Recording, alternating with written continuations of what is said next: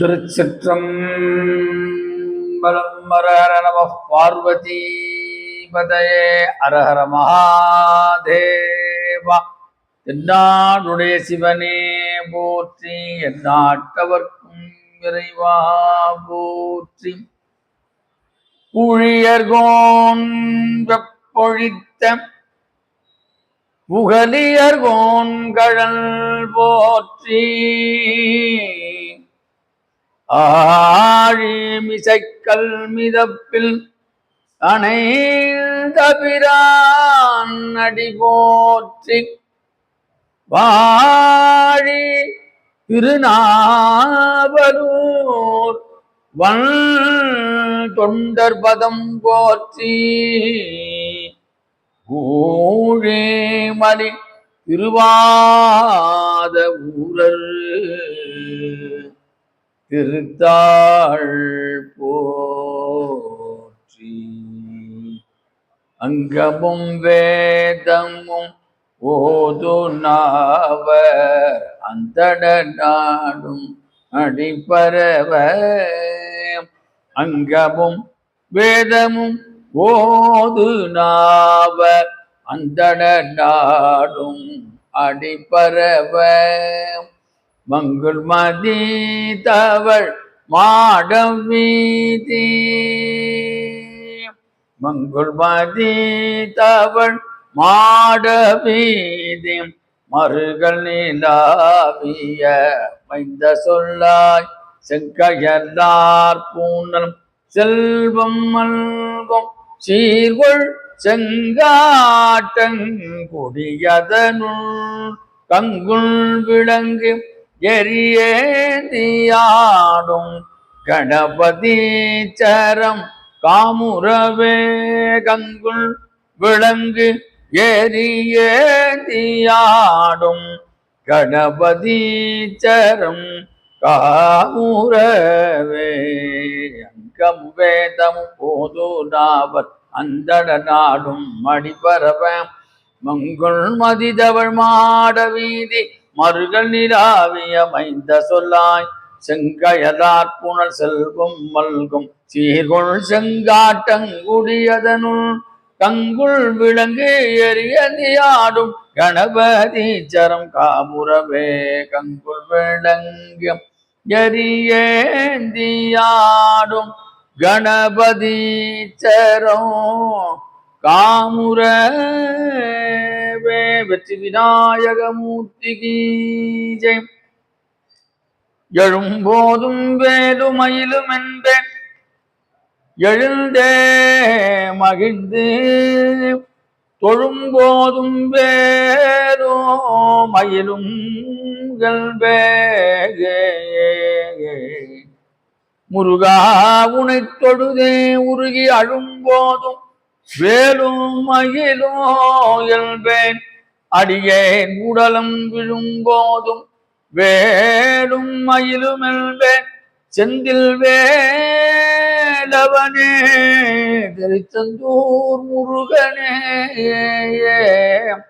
யாம் ஓதிய கல்வியும் எம்மறிவும் தாமே பர வேலவத்தண்டது. அதனால் பூவேலயல் போய் புணர்வி நாவே நடவி நடவீரினியே.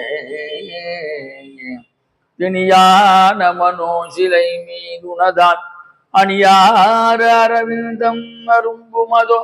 பணியாயன வள்ளி பதம் பணியும் தனியா அதிமோக தயாபரனே. தூக்கும் பனுமற்றுரை தோய்ந்த கல்வியும் சொற்றுவை தோய் வாக்கும் பெருக பணித்து அருள்வாய். வடநூர் கடலும் தேக்கும் செழுந்தமிழ் செல்வமும் தொண்ட செல்லாவில் நின்று ஆக்கும் கருணை கடலே.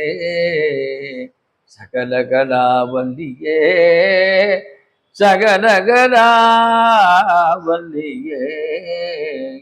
மனோஜவம் மாருத துல்ய வேகம் ஜிதேந்திரியம் புத்திமதாம் வரிஷ்டம் வாதாத்மஜம் வானரயூத முக்கியம் ஸ்ரீராமதூதம் சிரசா நமாமி புத்திர்பலம் யசோதைரியம் நிர்பயத்வம் அரோகதாம் அஜாட்யம் வாக்படுத்வம் அனுமஸ்மரணாத் பவேதி அசாத்திய சாதக சுவாமின் அசாத்தியம் தவ கிம்பத ராமதூத கிருபா சிந்தோ மத்கார்யம் சாதய பிரபு.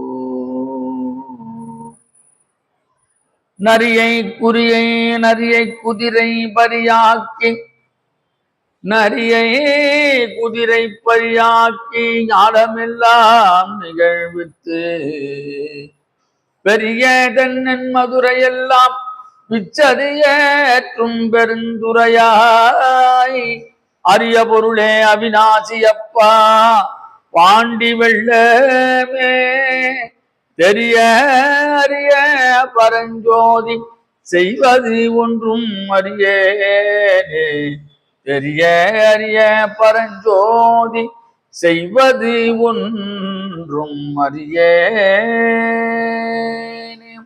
தொல்லை இரும்பிரவி சூழும் தலை நீக்கி அல்லல் அறுத்து ஆனந்தமாக்கியதே எல்லை மறுவா நெறியளிக்கும் வாதவூருங்கோன் திருவாசகம் எனும் தேன் வான்கலந்த மாணிக்க வாசக நின் வாசகத்தை நான் கலந்து பாடுங்கால் நற்கருப்பஞ்சாற்றினிலே தேன் கலந்து பால் கலந்து செழுங்கனி தீஞ்சுவை கலந்து என் ஊங்கலந்து உயிர் கலந்து உவட்டாமல் இனிப்பதுவே. வெற்றிவேல் முருகனுக்கு அரோகரம். அருட்பெரும் ஜோதி அருட்பெரும் ஜோதி தனிப்பெரும் கருணை அருட்பெரும் ஜோதி. ஸ்ரீமத் குமர குருதாச குருப்யோ நமோ நம. ஸ்ரீமத் பாம்பன் சுவாமிகள் திருவடிகளே சரணம் சரணம் சரணம். மெய்யன்பர்களே, தாய்மார்களே, ஞானமே வடிவாக விளங்கக்கூடிய ஆதி வயலூர் முருகப்பெருமானின் பற்றாத தனிப்பெரும் கருணையினாலும் அடியனுடைய மானசீக குருவாக விளங்கக்கூடிய பூஜ்ய ஸ்ரீ திருமர் கிருபாந்த வாரியார் சுவாமி திருமுடிகளை வணங்கி என்னுடைய வழிகாட்டல் குருனாக விளங்கக்கூடிய பருத்தியூர் ஸ்ரீ சந்தானரமணர் திருமுடிகளை வணங்கி வந்திருக்கின்ற அடியார் பெருமக்களுக்கு நம் நன்றியும் வணக்கத்தையும் தெரிவித்துக் கொண்டு ஒரு 120 காலம் மிக 120 ஆண்டு காலம் முடிந்து ஒரு சபை அற்புதமாக இந்த சென்னையிலே நடக்கிறது என்றால் அது வரவேற்கக்கூடிய ஒரு அற்புதமான விஷயம். சபை ஒரு நல்ல சத்சங்கம் என்பதை சொல்லிக்கொண்டு சிந்தை மகிழும் சிவபுராணத்தில் 5வது அடியிலிருந்து சிந்திக்கக்கூடியது. ஏற்கனவே 4 பேசிக்கிறோம். 5வது அடியிலிருந்து விரிவுரை. ஏகல் அநேகல் இறைவனடி வாழ்க ஏகல் அநேகல் இறைவன் அடிவாழ்க.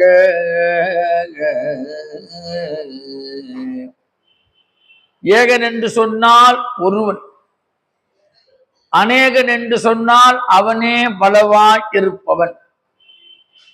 கடவுள் ஒருவராக இருக்கிறான் என்பதைத்தான் ஏகன் என்பதும், அந்த உருவமே பலவிதமான ரூபங்களில் நமக்கு காட்சி அளிக்கிறது, தரிசனம் கொடுக்கிறது.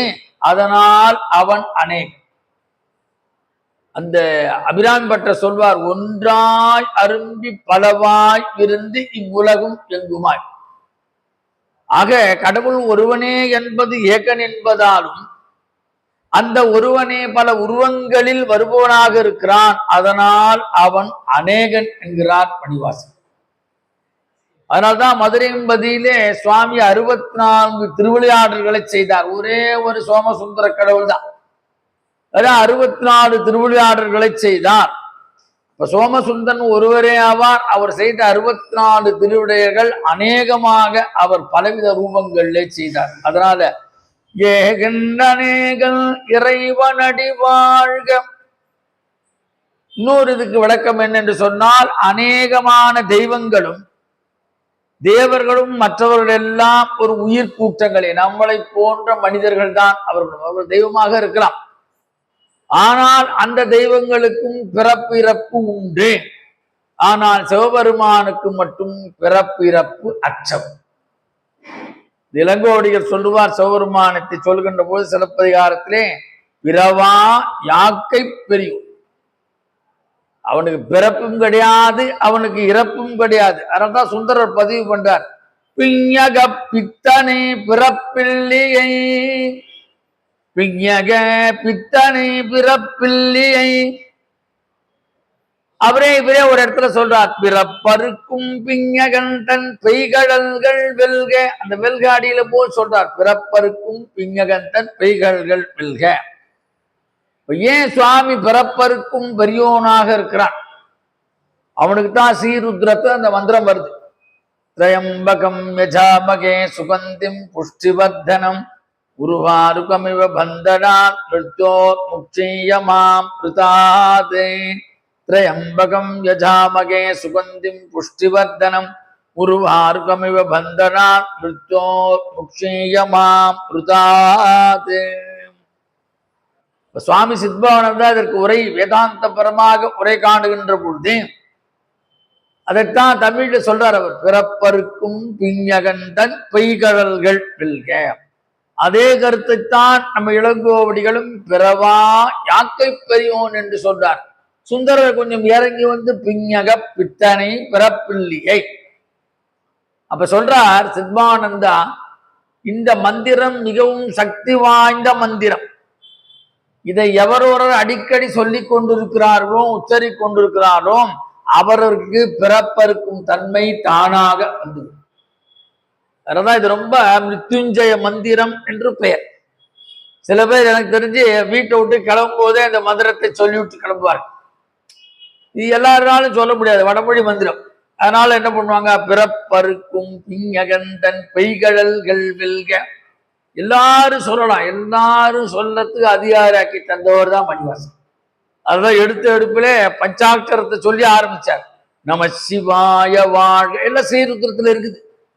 ஸ்ரீருத்ரத்துல ஹிருதயஸ்தானமாக இருக்கக்கூடியது இந்த மந்திரம். அதனால எடுத்த உடனே எல்லாரும் அதை சொல்லணும் அப்படின்ட்டா, நம சிவாய வாழ்க, நாதன் தாழ் வாழ்க, பிறப்பருக்கும் பிஞகந்தன் பெய்கடல்கள் வெல்க. அதனாலே இந்த மந்திரத்தை அவர்கள் உச்சரித்து கொண்டு இருக்கிறாரோ அவர்களுக்கு பிறப்பறுப்ப தன்மை வந்துவிடும். அதிலிருந்து மீண்டும் பிறவாத தன்மையை அவர்கள் அடைந்து விடுவார்கள் என்று அற்புதமான மந்திரம் இது. அதனால சொல்றார் மணிவாசகர், ஏகன் அநேகன் இறைவன் அடிவாழ்க. வியாக்கியானத்தில் என்ன சொல்றார், ஏகன் அநேகன் இறைவன். சூரியன் ஒன்னே ஒண்ணுதான் இருக்குது. ஆனா குளத்தில் உள்ள ஜலத்தில் விழுகிறது அதன் ஒளி, நதியிலே விழுகிறது, ஏரியிலே விழுகிறது, குட்டையிலே விழுகிறது, கிணற்றில் விழுகிறது, கடல்லே விழுகிறது. அந்த சூரியன் எப்படி எல்லா இடத்தில் ஒரே நேரத்தில் தெரிவது போலவே சிவபெருமான் ஒரே ஒருவனாக இருந்து அருள் செய்கிறான். அப்ப இறைவன் ஒருவனே பலவாறாக இருக்கிறான். 100 வியாக்கியானத்துல சொல்றார் இவர், தால வித்து இருக்கு பாருங்க, சின்னதா தான் இருக்கும். ஆனா அந்த வித்துல பிறந்த ஆலமரம் ஆயிரக்கணக்கான விதைகளை தருவது போல 1000 ஒரே குணம் இயல்புகளை கொண்டுள்ளன. அப்ப அவனே ஏகனாக இருக்கிறான், அவனே அநேகனாக இருக்கிறான். அப்பேற்பட்டவனுடைய அந்த ஏகன் அநேகனாக இருக்கின்ற அந்த திருவடியை நான் போற்றுகிறேன், வணங்குகிறேன், வாழ்த்துகிறேன். ஏகன் அநேகன் இறைவனடி வாழ்க. ஏன் ஏகன் சொல்றார், ஏன் அநேகர்? எல்லா இடத்திலும் அவன் தான் இறம்பு. அதைத்தான் இங்க சொல்ல வர, எங்கும் எதிலும் இருப்போனாக நிறைந்தவனே அவனுக்குத்தான் இறைவன் என்று பெயர். அவன் இல்லாத இடமே இல்லை.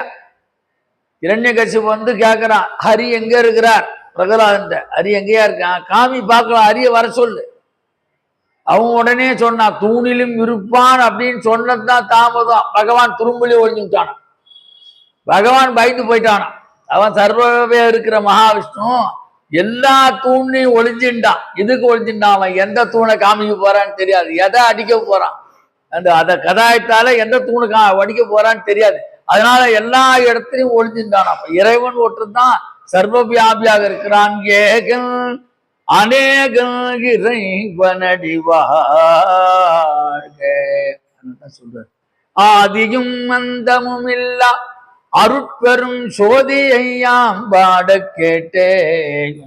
அவன்தான் அந்த அவனுக்கு முடிவும் கிடையாது, தொடக்கமும் கிடையாது. நமக்கெல்லாம் எல்லாம் உண்டு.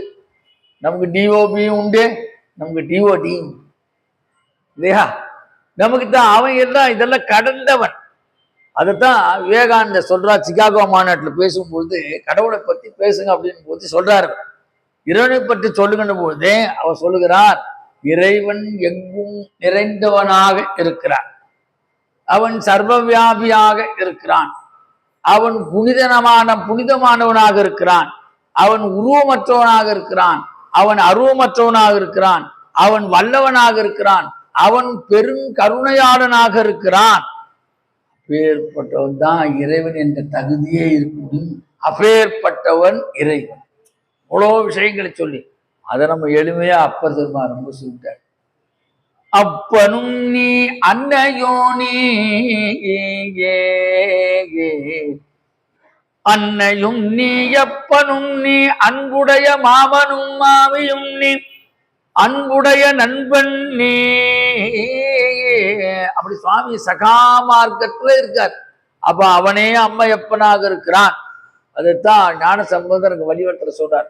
தாயும் நீயே தந்தை நீயே சங்கரனே அடியேன், தாயும் நீயே தந்தை நீயே சங்கரனே அடியேன், ஆயனின் பால் அன்பு செய்ய ஆதரிக்கின்றது உள்ளம், ஆயமாய காயன் தன்னுள் ஐவ நின்று ஒன்றனுட்டார், மாயவேயன அஞ்சுகிறேன் வலிவலமேயவனே, தாயும் நீயே தந்தை நீயே. அதெல்லாம் கருத்துல வச்சுதான் சொல்றார். ஏகன் அநேகன் இறைவன் அடிவாழ்க, அவனே தோற்றமாக இருக்கிறான், அவனே முடிவாக இருக்கிறான். அதைத்தான் தத்துவமசி என்று வடமொழியே சொல்றார். தத்து தொம் அசி, நீ அதுவாகவே இருக்கிறாய். சபரிமலை போனவங்களுக்கு தெரியும், இங்க போன எட்டரையிலே போட்டிருக்கும் தத்துவமசி, நீ அதுவாகவே இருக்கிறாய், நீ அதுவாகவே ஆகிறாய். அப்ப இது எப்ப எங்கேயாவது இந்த இருக்கிறார் அப்படின்னா, சாமவேதத்துல அடிப்படையாக விளங்குவது காரணம் பிரம்மம் சொல்றார். அப்ப காரண பிரம்மமாகவும் காரிய பிரம்மமாகவும் இறைவன் ஒருவனே இருப்பதால் ஏகன் அநேகன் இறைவனடி வாழ்க, அவனே காரணமாக இருக்கிறான், அவனே காரியமாக இருக்கிறான், அவனே பலவாக இருக்கிறான். சரி, இப்படிலாம் சொல்லிட்டார். வேற யார் சார் சொல்லிட்டார்? வள்ளலார் பத்தி சொல்றார். ஏகமோ அன்றி அநேகமோ என்றும், ஏகமோ அன்றி அநேகமோ என்றும், இயற்கையோ செயற்கையோ சித்தோ தேகமோ பொதுவோ சிறப்பதோ பெண்ணோ திகழ்ந்திடும் ஆணோ அதுவோ, யோகமோ பிரிவோ ஒளியோ வெளியோ உரைப்பதற்றோ என உணர்ந்தோம், ஆகமோடுரைந்து வழுத்து நின்று ஓங்கும் அருட்பெரும் ஜோதி என் அரசே, அருட்பெரும் ஜோதி என் அரசே. இதே கருத்தை தான் ஏன் வள்ளலார் அப்படி சொன்னா, அவர் எல்லாம் பாடினா கூட கடைசியில அருட்பெரும் ஜோதி யார் இருக்கிறார்னா சிவபெருமான் தான். அதான் சொல்றார், அருஜோதி தெய்வம் என்னை ஆண்டி கொண்ட தெய்வம், அம்பலத்தை ஆடுகின்ற ஆனந்த தெய்வம், அருஜோதி தெய்வம் என்னை ஆண்டு கொண்ட தெய்வம், அம்பலத்தை ஆடுகின்ற ஆனந்த தெய்வம், பெரும் சாரும் மறைகள் எல்லாம் போற்றுகின்ற தெய்வம். அப்படி சொல்றார். பெரும் சாரும் மறைகள் எல்லாம் போற்றுகின்ற தெய்வம். அப்ப அவன் ஒத்தந்தான் இருக்கிறான். அதனால்தான் எல்லாரும் சைவர்களுக்கு கோயில் சிதம்பரம். உலகத்தின் பூமராக மத்திய பகுதி எங்க, அந்த பூமத்தில மத்திய பகுதியாக இருக்குன்னா நடராஜ பெருமானுடைய திருவடி கீழே தான் இருக்குது. நாசாகாரம் ஒத்துக்கிற நம்மால் ஒத்துக்க மாட்டேன். நாசாலேருந்து ஒட்டு சொல்றான், இங்கதாயா இருக்கு உலகத்தின் பூமத்திய பகுதி நடராஜ பெருமான குஞ்சித பாதத்தின் கீழே தான் இருக்கிறது. அதைத்தான் இங்க சொல்றார். யோகமோ பிரிவோ ஒளியதோ வெளியோ உரைப்பதற்றோ என உணர்ந்தோ நாகமோடு உரைத்து வழுத்து நின்று ஓங்கும் அருட்பெரும் ஜோதியின் அரசே ஏகன் இறைவனடி வாழ்க. இதுதான் மாணிக்கவாசகர் சொல்றார், ஏகன் அநேகன் இறைவனடி வாழ்க. இந்த ஏகன் என்ற வார்த்தைக்கு இன்னொரு இடத்துல தனித்தன்மை வாய்ந்தது அப்படின்னு சொல்றோம். தனித்தன்மை வாய்ந்தது. அப்ப ஏன் அதை சொன்னார்னா, ஒவ்வொரு ஆன்மாவுக்கும் உலகத்தில் ஒரு தன்மை இருக்கு. உங்க ஆன்மா மாதிரி இருக்காது, என் ஆன்மா மாதிரி உங்களுக்கு இருக்க. ஒவ்வொரு ஆன்மாவுக்கும் இறைவன் ஒரு தனித்தன்மையை போட்டு வைத்துக் கொண்டு எல்லா ஆன்மாக்களையும் கடை தேற்றுவனாக சிவபெருமான் இருக்கிறான். அதுதான் அங்க சொன்னான், திரையம்பகம் யஜாமகி சுகந்திம் புஷ்டிவர்த்தனம் உருவார்க்கும் பந்தனான் மிருத்தோர் முக்கிய மாம் புதாத்து. எல்லா ஆத்மாக்களுக்கும் முக்தி கொடுக்கின்ற பரம்பொருளாக இருக்கிறான். அதனால்தான் திருப்பரந்துரையில என்ன பேர் சுவாமிக்கு? ஆத்மநாத சுவாமி. அம்பாளுக்கு பேர் யோகாம்பிகை. யோகாம்பிகா சமேத ஆத்மநாதன். உலகத்துல எவ்வளோ மனுஷனுக்கு எவ்வளோ ஆன்மாக்கள், எல்லா ஆன்மாவுக்கும் தலைமை பீடமாக இருக்கக்கூடியது இந்த திருப்பெரும் துறை. அதனால்தான் அதுக்கு ஆத்மநாதன் சுவாமி. ஆவுடையார் கோயில். அப்படியே அந்த நேவேத்தியம் புழுங்கரிசி சாதம், அந்த கீரை சுண்டல், அப்புறம் பாவக்காய் எல்லாம் போட்டு ஆவி பறக்கும். ஆவி உடையதாலே அவர் ஆகும். அது வாங்கறதுக்கு எவ்வளவு சிரமப்படுவாங்க தெரியுமா? அது கிடைக்கிறது கஷ்டம். எல்லா ஆன்மாக்களுக்கும் தலைமை பீடமாக இருக்கக்கூடியது திருப்பெரும் துறை. அந்த துறையில போய் நம்ம இறங்கினாதான் நம்ம கரை சேரணும். அதான் குளக்கரை துறை, திருப்பெரும் துறை எதுக்கு சொல்றோம்? அந்த துறையில போய் இறங்கி நம்ம கரை சேரணும். அப்ப பல ஆன்மாக்களாக இருக்கின்ற இறைவன், அதனால திருப்பெருந்துறை அவனுக்கு ஆத்மநாத சுவாமி என்ற அற்புதமான திருப்பெயர். அப்ப அவனுடைய திருவடி வாழ்க ஏகண்டனேகன் இறைவனடி வாழ்க. அப்ப உபநிஷத்து இதே கருத்து தான் சொல்லுது. அது வடமொழியில சொல்லுது.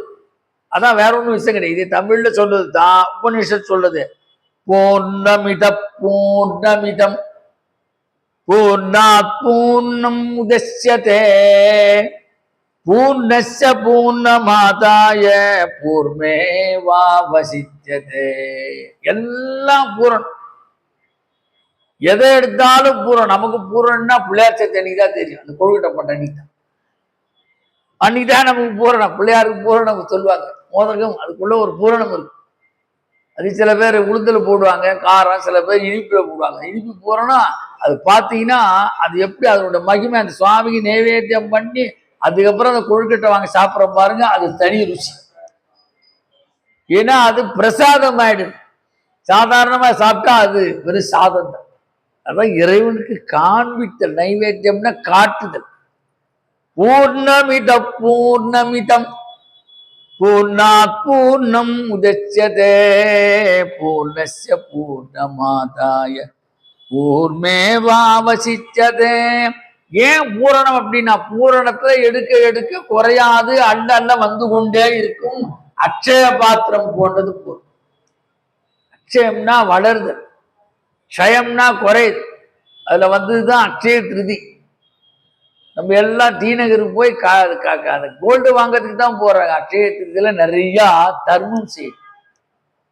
விசிறி வாங்கி கொடுக்கலாம், தயிர் சாதம் போடலாம், ரொம்ப செருப்பு கொஞ்சம் எதுவும் அங்களுக்கு செருப்பு வாங்கி கொடுக்கலாம், வீட்டில் போகிற கொடை கொடுக்கலாம், நீர்மோர் பந்தலம், இதெல்லாம் தான் இது தர்மம் வளருது. இதைத்தான் வளர்க்க சொன்னாங்க. தங்கத்தை வாங்கி இருப்பவன் இல்லாதவன் கொடுக்கணும், அப்படிதான் சொல்லியிருக்கு அக்ஷயத்தில். ஏன்னா இப்ப அப்படி இல்லை. அப்ப எவ்வளவு எடுத்தாலும் அள்ள அள்ள குறையாது. பூர்ணம் கொள்ள கொள்ள வழியதான் பூர்ணம். அதுலேருந்து எப்பொழுதும் அது பூர்ணமா இருக்கக்கூடிய இறைவன் ஒற்றுமை. அதுதான் பாரதி சொல்றான். அந்த விடுதலை போராட்டம் போது சொல்றான், பாரினில் யாருக்கும் இனி நான் அடிமை செய்வோம், பரிபூரணன் ஒருவனுக்கே. அடி பரிபூரணா சிவபெருமான். பரிபூர்ணமா யார் இருப்பான்? இறைவன் ஒருவன் மட்டுமே இருப்பான். அதனால்தான் சொல்றாரு, ஏகன் அநேகன் இறைவன் அடிவாழ்க. அப்போ 5 அடிகள் என்ன சொல்றார்? தாழ்வாழ். 5 அடிகள்.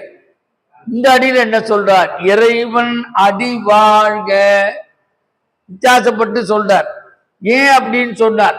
தாளுன்னா திருவடிதான். இந்த இடத்துல கொஞ்சம் அழுத்தமா சொல்றார்.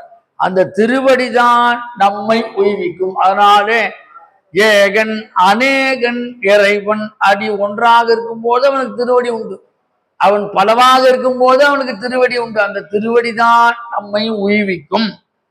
அப்ப இந்த 6 அடிகளும் மந்திரத்தை வாழ்த்துகின்ற சொற்கள். இதெல்லாம் ஏதோ தமிழ்ல இருக்குன்னு நம்ம சீப்பா நினைக்கூடாது. சிவபுராணெல்லாம் எப்ப நாம ஓதிக்கொண்டு இருக்கிறோமே நமக்கு மீண்டும் பிறவாத தன்மை அடைஞ்சு அந்த திடகாத்திர நம்பிக்கையோட பாராயணம் பண்ண. தினமும் காலையில படிக்கணும், சாயந்தரம் படிக்கணும். அதான் சொல்றார், நம சிவாய வாழ்க, நாதன் தாழ் வாழ்க, இவை பொழுதும் என் நெஞ்சில் நீங்காதான் தாழ் வாழ்க, கோகழியாண்ட குருமணி தன் தாழ் வாழ்க, ஆகமம் ஆகே நின்று அன்னிப்பான் தாழ் வாழ்க. என்ன சொல்றார்? ஏகன் அநேகன் இறைவன் அடி வாழ்க. இறைவனுடைய திருவடியை போற்ற வேண்டும். அப்ப மூலாதாரம், சுவாதிஷ்டானம், மணிபூரகம், அநாகசம், விசுத்தி, ஆக்ஞா என்ற 6 சக்கரங்களையும் நிறைவுபடுத்தி தனித்தனியாக 6 முறை நமசிவாய மந்திரம் ஓதி அந்தந்த ஆதார சக்கரங்களில் பதிவு செய்து நம்மை நாம் உருவித்துக் கொள்ளணும் சொல்றார் அவரு. சிவானந்தா வியாக்கியானத்துல சொல்றார். இதை சொல்லுகின்ற போது 6 ஆதார சக்கரம் உங்களுக்கு ஒர்க் பண்ண ஆரம்பிச்சிடும். அது மாதிரி அந்த பக்தி பிரவாகத்துல இதை பாராயணம் செய்ய வேண்டும். அப்பேற்பட்ட உயர்வான திருவடி. அந்த திருவடி அடுத்து என்ன சொல்கிறது? 6வது அடி போ. வேகம் கடுத்தாண்ட வேந்தனடி வெல்க, வேகம் கடுத்தாண்ட வேந்தன் அடிவெல்க. 2 விஷயமா இங்க பார்க்கணும். மனுஷனுக்கு வேகமும் வேணும், வேகமும். எல்லாமே ஃபாஸ்டா தான் போகுது. பாருங்க, கேவிஐ சாப்பிட 2 எல்லாம் சாப்பிட்றாங்க ஃபாஸ்டா. ஃபாஸ்டா சாப்பிட்டு ஃபாஸ்டா போயிரு. அப்ப மனிதனுக்கு வேகம் எதனால் வருகிறது? வேகம் கெடுத்து ஆண்ட வெந்தனடி வெல்க. 3 விதமான விஷயங்கள்ல வேகம். 3 மலங்கள் கூட சொல்லலாம். ஆணவ மலம், கண்ம மலம், மாயாமலம். இந்த மலங்களின் ஒன்று சேர்க்கையே வேகமாக சித்தரிக்கப்படுது. அப்ப இதுக்கிடையில 2 இருக்கு. அகங்காரம், மமகாரம் என்ற 2ம் மனத்தில் உருவாகின்ற பொழுது மனசு வேகமா ஆரம்பிச்சு. உன்னை விட்டேனே பார், உன்னை ஒரு கை பார்த்துடுறேன். இப்ப மனசு அது அகங்காரம் மனோகாரம் சேர்ந்துதான், அகங்காரம் மமகாரம் சேர்க்கின்ற பொழுதுதான் மனிதனுக்கு வேகம் அதிகமாக ஆகிறது. என்ன சொல்ல வர? இந்த சிவபுராணத்தை வேகத்தோடு ஓதக்கூடாது. ஓதுங்கள், அந்த வேகம் வேகமாக போதும். ரொம்ப ஸ்பீடாலாம் போகக்கூடாது. அவரே கடைசியில சொல்றார், சொல்லிய பாட்டின் பொருள் உணர்ந்து சொல்லுவார் செல்வர், சிவபுரத்தின் உள்ளார் சிவன் திருவடிக்கு பல்லோரும் ஏற்றம். அது எதுக்கு? அர்த்தம் தெரிஞ்சு படிக்கணும். அர்த்தம் தெரிஞ்சு படித்தாதான் அதனுடைய தேஜஸ், அந்த ஒளி பிரவாகம் நம்ம உள்ள வரும். இது இன்னொரு உதாரணம் சொல்லலாம். யஜ்யம் வேள்வியெல்லாம் செய்யறாங்க, அதுல சமைத்து போடுவாங்க, நிறைய சமைத்து, அரச சமைத்து, புரச சமைத்து. காஞ்ச சமைத்து என்ன ஆகும்? கப்புன்னு குடிச்சுக்கும். ஈரமான சமைத்துல புகைதான் வரும். அப்ப நாம அர்த்தம் தெரிஞ்சு படித்தால் அந்த அர்த்தமானது எப்படி அந்த காய்ந்த சமைத்து நெருப்பிலே பற்றி கொள்வது போல நமக்கு ஞானம் உண்டாகும். அப்ப ஈரமா இருக்குன்னா ரொம்ப லேட் ஆகும். அப்ப அஞ்ஞானம், அவரே சொல்றாரு, அஞ்ஞானம் தன்னை அகழ்விக்கும் நல்லறிவு. அப்ப சொல்ற சிவபுராணத்தை ஒரு பூஜை நூலாக ஏற்று அதை ஆத்மார்த்தமாக பாராயணம் செய்ய வேண்டும். அதாவது தினசரி வேதம் ஓதுவது போல் இதையும் ஓத வேண்டும். எல்லாராலையும் வேதம் ஓத முடியாது. அந்தனருக்கு சில பேருக்கு வேதமே எல்லாராலையும் எல்லாம் செய்ய முடியாது. அதெல்லாம் பாடசாலைக்கு போகணும், படிக்கணும், குரு மூலியமா வரணும். இதுக்கு அப்படித்தான். இதுவும் வேற தேவார பாடசாலைன்னு ஒண்ணு இருக்கு. இருந்தாலும் நம்ம வீட்டுல வச்சு வச்சு வச்சு இதை கத்துக்கலாம். குரு மூலமாக இதை கற்றுக்கொண்டு இதை அன்றாடம் ஓத வேண்டும். அதுதான் காதலாகி கசிந்து கண்ணீர் மல்க ஓதுவார்த்தமை நன்னெறி குய்ப்பது வேதம் நான்கினும் மெய்ப்பொருளாவது நாதன் நாமம் நமச்சு. ஓதுவார்னா ஜென்ரலா எடுத்துக்கலாம். திருமுறை ஓதுவோர் பூரா ஓதுவார்கள். அந்தனர் ஓதுகின்ற வேதமும் ஓதுவார்கள். எல்லாம் ஓதுவார் இஷ்டத்தை நான் வச்சுப்பேன். ஓதுவார் தம்மை எல்லா யார் யார் இறைவனை ஓதுகிறார்களோ அவர்கள் எல்லாம் ஓதுவார்கள். அது திருமுறை ஓதுவாருக்கு தனி ஒரு சிறப்பு. அவர்களுக்கு ஓதுவா மூர்த்திகள் என்று பெயர். அவங்கள மாதிரி நம்மளால பாட முடியாது. இந்த அரிகாம்போதி அவ அந்த பன்னிசையில அவங்கள மாதிரி படுத்து நடக்க போறது. இங்க கடைசியா சொல்லுவோம் அதை பத்தி. இந்த நிகழ்ச்சி நடக்க போது தொடர்ந்து. அப்ப தினசரி வேதம் ஓதுவதை போல இதை ஓத வேண்டும். சிவானந்த சொல்றார் குறிப்பில. அதற்கு சில நியமங்கள் உண்டு. என்ன நியமம் அப்படின்னா 2 விஷயமான சொல்றார். ஒண்ணு அகத்தூய்மை வேண்டும், ஒன்று புறத்தூய்மை. அகத்தூய்மை எப்படி வரும்? முதல்ல புறத்தூய்மை வந்தா தான் அகத்தூய்மையா வரும். முதல்ல எழுந்த உடனே முதல்ல குளிக்கணும். முதல்ல நம்ம சரீரத்தை சுத்தம் பண்ணணும், பல் தேய்க்கணும். எல்லாம் அந்த வேலையில கரெக்டா செஞ்சு எல்லா காலை கடன்களா முடித்து குளித்து நீராடி விட்டு இறைவனிடம் நாம் செல்கின்ற போது அகம் தூய்மையாக ஆகுவதற்கு காத்திருக்கிறது. அப்ப புற தூய்மை பண்ணணும். உறங்குவதும் சாக்காடு உறங்கு விழிப்பது போலும் வள்ளுவர் சொல்றார். ஏன் எழுந்து உடனே குளிக்க சொன்னா? டெய்லி செத்து தாண்டா பிழைக்கிற நீனே. அதுலதான் நம்மளை பிறக்கும் போது கழுவுறாங்க, போகும்போது கழுவுறாங்க. நம்மளை சுத்தப்படுத்தி தான் அந்த மயானத்துக்கு போகின்ற போது நம்மளை சுத்தப்படுத்தி எல்லாம் விபூதிலாம் இட்டு வைடவர் தான் நாமெல்லாம் போட்டு எதுக்கு அனுப்புறாங்க? இந்த சரீரம் இறைவனுக்கு சொந்தமாக சுத்தமா போக வேண்டும். மன தூய்மையோட போகணும், அகத்தூய்மையோட. அப்ப அகத்தூய்மை புறத்தூய்மை என்ற நியதிகள் 2ம் சொல்லப்பட்டிருது. புறத்தூய்மை நீராலயம் ஸ்நானம் பண்ணு. கும்பமேளா பாருங்க எவ்வளவு நடக்கிறது. எத்தனை ஆண்டுகளுக்கு ஒரு முறை நடக்கிற மாதிரி விசேஷமா. அது மாதிரி நமக்கு மகாமகம் 2028 வரவும். இந்த நீராடுதல் என்பதே ஒரு மிகச்சிறிய புண்ணியம். அதுக்கு நம்ம முன்னோர்கள் தவம் செய்திருக்கிறோம். அதை செஞ்சிருந்தாதான் நாமளும் போய் அது நீராடுதல் நதி நீராடுதல். நம்ம அகத்தையும் புறத்தையும் தூய்மைப்படுத்துதல். அதான் போன உடனே அப்படியே காலை நினைச்சிடக்கூடாது. இதெல்லாம் மேல புரோக்ஷன்லாம் பண்ணி அதுக்கு சில மந்திரங்கள்லாம் சொல்லி அந்தந்த ஊருக்கு அந்தந்த நதி சிறப்பானது. அப்ப புற தூய்மை நீராளமையும் அகத்தூய்மை வாய்மையால் காணப்படும். வள்ளுவர் சொல்ற அகத்தூய்மை எப்படி இருக்கணும்? உண்மை பொருளாக மனித வாழ்க்கை வாழ வேண்டும். அப்பதான் அகத்துல தூய்மை இருக்கும். அப்ப புறத்தூய்மை என்பது நாம் அன்றாடம் நீராடுவது, அகத்தூய்மை என்பது மனத்தினால் ஏற்றம் வரும். அப்ப மனசுக்கும் அகத்தூய்மை. அகம் என்று சொன்னால் மனம். அதான் ரமண பகவான் சொல்றார், அருணாச்சலம் என அகமே நினைப்பவர் அகத்தை வேறறுப்பாய் அருணாச்சலம். எவன் ஒருத்தம் அருணாச்சலத்தின் அகத்துல நினைச்சுட்டானோ அவனுக்கு அடுத்து இன்னொரு அகம் இருக்கு. அகங்காரமாக தானாக அறுபட்டு. அருணாச்சலம் என அகமே நினைப்பவர் அகத்தை வேறறுப்பாய் அருணாச்சலம். ஆக அகத்தூய்மை மனத்தினால் ஏற்றம் பெறும். இப்படியும் சொல்லலாம். அகத்தூய்மை எப்படின்னா அகங்காரமற்ற தன்மையே அகத்தூய்மை. அதுதான் இப்ப எல்லா இடத்துலயும் ஜாஸ்தியா இருக்கு. எல்லா இடத்துலயும் அந்த 3 எழுத்து தான். ஈகோ தான். எங்க போனாலும் அது இல்லாத இடமே இல்லை. அப்ப இன்னும் பக்குவப்படலன்னு அர்த்தம். அதனால்தான் நிறைய டாக்டர்கள்லாம் தோண்டிட்டாங்க. நிறைய அகங்காரம் வந்தா நான் ரத்த கொதிப்பு வந்துடும், ஒரு பிபிக்கு மாத்திரை சாப்பிடணும், 14 ஸ்ட்ரெஸ் வந்துடும், அப்புறம் சுகர் வந்துடும். அகங்காரமற்ற தன்மையே இறைவனிடம் நமக்கு அகைத்தூமையை கொண்டு செல்ல காத்திருக்கிறது. அந்த அகங்காரம் ஒழியணும். அப்ப அந்த மனசு இருக்கு பாருங்க, அதைத்தான் வேகம் என்று சொல்றார். வேகம் கடுத்து ஆண்ட வெந்த நடி வெல்க. எப்பேற்பட்ட வேகம்? ரெண்டு விதமான வேகம். இந்த வாயு வேகத்தோட நம்ம மனசு வேகமா போகும், நல்லா தெரிஞ்சுக்கோங்க. வாயு இத்தனை கிலோமீட்டர் ஸ்பீடுன்னு போகும். ஆனா நம்ம மனசு இருக்கு பாருங்க, அந்த அம்மா எங்க இருக்காங்க, அவங்க லண்டன் போறாங்களா, அவங்க பக்கத்துல எங்க போறாங்க தெரியாது. கதை கேட்கறீங்க, மனசு எங்க போறேன்னு யாருக்கு தெரியும்? அவங்க மனசனுக்கு தான் தெரியும். அப்போ மற்ற வாயு வேகத்தை காட்டிலும் வேகமாக செல்லக்கூடியது இந்த மனம். நினைத்த மாத்திரத்தில் எங்கு வேண்டுமானாலும் மனம் செல்லலாம். சரீரம் கூட செல்ல முடியாது. பஸ்ஸுக்கு போகணும், நிக்கணும், ட்ரெயினுக்கு ரிசர்வ் ஆனா கிடையாது.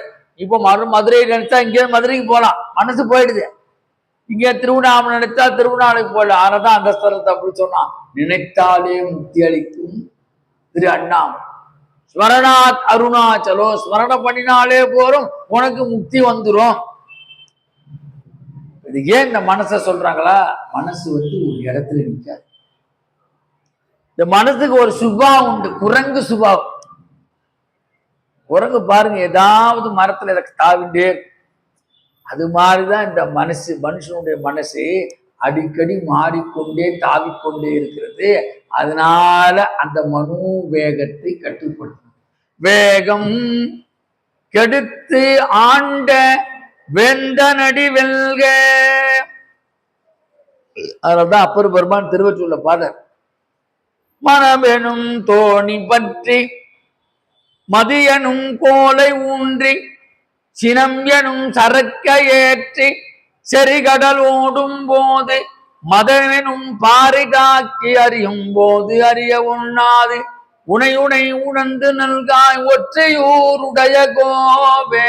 இந்த போட்டு மாதிரி சொல்ற. மனமெனும் தோணி, இந்த மனசை தோணியா உருவாக்குறார். அதுல என்னென்ன மெட்டீரியல் ஏத்துறார்? கோபத்தெல்லாம் ஏத்துறாராம். சினம் எனும் சரக்க ஏற்றி அது போயிட்டே இருக்குது. அப்ப எதனால அது உடையுது? மதமெனும் பாறை தாக்கி, அகங்காரம் என்றும் பாறை தாக்கி உடையும் போது அறியும் போது அறிய ஒண்ணாது உனை உணர்ந்து நல்காய் ஒற்றியூருடைய கோப. எல்லாவற்றுக்கும் காரணமாக இருக்கக்கூடியது இந்த மனம். அது வேகமானது, அதை கட்டுப்படுத்தணும். வேகம் கெடுத்து ஆண்ட. அப்ப வேகமாக செல்கின்ற மனத்தை கட்டுப்படுத்துவது எப்படின்னா, இறைவனுடைய திருநாமங்களும் இறைவனுடைய திரள். ஒரே சொல்யூஷன் அப்படிதான். எப்போ வேகமா இருக்கிற மனுஷன் கூட யாருக்கு அடங்குவான்னா இறைவனுக்கு மட்டுமே அடங்குவான். ஏன்னா அந்த இறைவன் தான் நமக்குள்ள மனசாட்சியாக இருக்கிறது. அதுதான் தெய்வ சாட்சி, மனசாட்சி, உளமாற என்று சொன்னாங்க பாருங்க. இதெல்லாம் இந்த தெய்வம் தான் உள்ள இருக்குது. இந்த மனசாட்சி தான் இறைவனாக இருக்கிறான். அதனால சொல்றார் அவர் மாணிக்க வாசகர், இந்த மனத்தை அடியார்களே ஆக்கப்பூர்வமாக செயல்படுத்துங்கள்.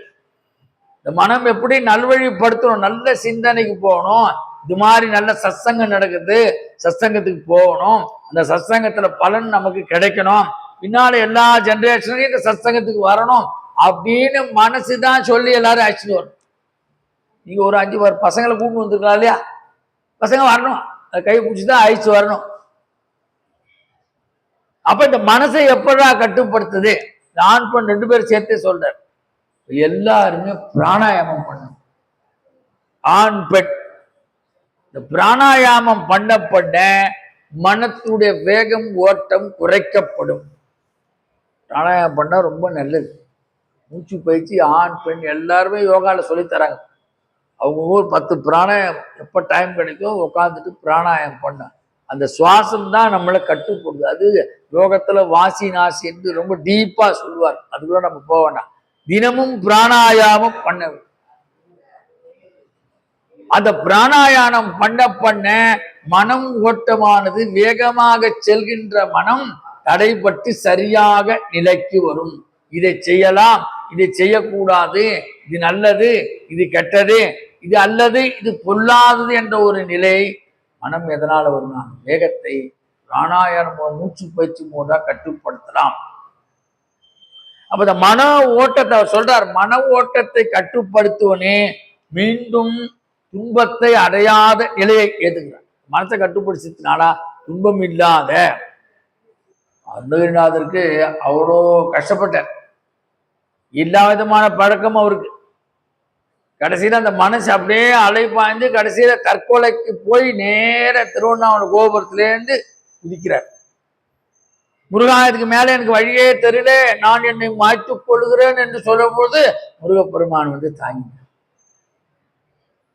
சுவாமி உடலை பார்த்தீங்களா, நான் முருகான் சொல்லிட்டார் அதனால கூப்பிட்டுட்டான், நான் போய் அவனை தாங்குறேனே தாங்கி பிடிச்சார். ஏன் தாங்கி பிடிச்சார்? அவராலே நமக்கு திருப்புகழ் கிடைக்கும். சுவாமி சும்மா தாங்கி பிடிச்சாரா? தாங்கி பிடிச்சி சொல்றார், சும்மா இரு அருணகிரி. சும்மா இருக்க முடியுமா? யாரா சும்மா ஒரு நிமிஷம் இருந்திருப்பாருங்க. இந்த படத்துல சொல்ற மாதிரி ஒரு நிமிஷம் சும்மா இருக்க முடியாது. மனசு அலைவு பாய்ந்து கொண்டே இருக்கும். அப்ப முருகப்பெருமான் கையிலேந்து அவருக்கு சும்மா இரு என்ற ஞான உபதேசத்தை சொன்ன உடனே அவர் மனம் கட்டுப்பட்டது, இறையாண்மைக்கு உட்பட்டு. முருகப்பெருமான புடிச்சுட்டார், உபதேசம் செய்தான், சும்மா இரு. உடல் சும்மா இருக்கும், மனசு சும்மா இருக்குமா? அதான் கஷ்டம். உடல் வேணா சும்மா உட்கார்ந்து இருக்கலாம், மனசு சும்மா இருக்குமா? மனசு எப்ப சும்மா இருக்கும்? எல்லா விதமான ஆசாபாசங்கள், ஆணவம், கண்மம், மாயை, மலங்கள் நீங்கிய பின்புதான் மனம் சரியான நிலைக்கு வரும். அப்ப முருகனே அந்த பக்குவத்தை கொடுத்தான். சொல்றார், சும்மா இரு, சும்மா இரு சொல்லற என்றலுமே அம்மாபொருள் ஒன்றும் யானது. மகா வாக்கிய பொருளாக இருக்கக்கூடியவன், மாபொருள் தத்துவமசியாக இருக்கக்கூடியவன். அப்ப மனம் மறந்ததற்கு பக்குவம் ஆயிற்று. மீண்டும் வருகிறார், அவரை பாடச் செய்கிறார். நமக்கு 16,000 திருப்புகழ் கிடைச்சது. ஒரு 1000 சொச்சம் தான் கைது. கந்தர் அலங்காரம் கிடைச்சது, கந்தர் அனுபூதி கிடைச்சது, வேல் வகுப்பு கிடைச்சது, வேல் விருத்தம் கிடைச்சது, மயில் விருத்தம் கிடைச்சது. எவ்வளோ இறைவனுடைய முருகப்பெருமானுடைய பெருமை பூரா அவ்வளோ அற்புதமாக பாடினார். அவருக்கு அந்த வேகம் இருந்தால் அதை பாட முடியாது. அந்த வேகத்தை தடுத்தாட்கொண்ட வேந்தனாக அருணகிரிக்கு முருகப்பெருமான் வந்தார். இங்க மாணிக்க வாசது எங்கேயோ குதிரை வாங்க போன அந்த வேகத்தை தடுத்து தான் ஆட்கொண்டார். வேகம் தடுத்து ஆண்ட வேந்தனடி வெல்க. அப்ப இந்த வேகத்தை எதால வெல்லணும்? விவேகத்தார் மனம் என்னும் கருவியால் தான் இந்த வெல்ல முடியும். பதஞ்சலி யோக சூத்திரத்துல சொல்றாரு இதை பத்தி, சித்த விருத்தி நிரோதகா. சித்தவத்தி நிரோதகனா ஓயாது அழகின்ற மனத்தை சீர் செய்வதே. நிரோதகன்னா கெடுத்து, அதை கெடுத்துரும். ஓயாத மனம் அலைவது எப்படி கெடுக்க முடியும்? சொல்றார் அவர் மணிவாசகர், இதற்கு சிவத்தியானம் செய்யும். இதான் வர பாயிண்ட். வேகம் கெடுத்து ஆண்டனை என்னை ஆண்டு கொண்ட, சும்மா ஆண்டு கொண்டு இல்லையா, முன்னாள் அவ்வளோ தபஸ் பண்ணியிருக்கார். சாதாரணமா கிடைச்சிடாது. சிவத்தியானம், சிவ வழிபாடு, சிவம் என்று சொல்வதற்கே உச்சரிப்பதற்கே தவம் செய்யும். ரொம்ப கஷ்டம். இது 3 எழுத்து, அதுவும் 3 எழுத்து தான். அந்த தவம் செய்தால்தான் சிவத்தை அடைய முடியும். இதற்கு சிவத்தியானம் மற்றும் யோகம் செய்ய வேண்டும். இதற்கு மனம் சங்கல்பிக்க வேண்டும். மனம் சரியா இருக்கும். எல்லாவற்றுக்கும் காரணமாக இருக்கிறது மனம். அதை இறைவன் அவரை தடுத்து ஆண்டு கொண்டதனாலே ஆண்ட என்ற பதத்தை போற. வேகம் கெடுத்து ஆண்ட வேந்தனடி வெல்க.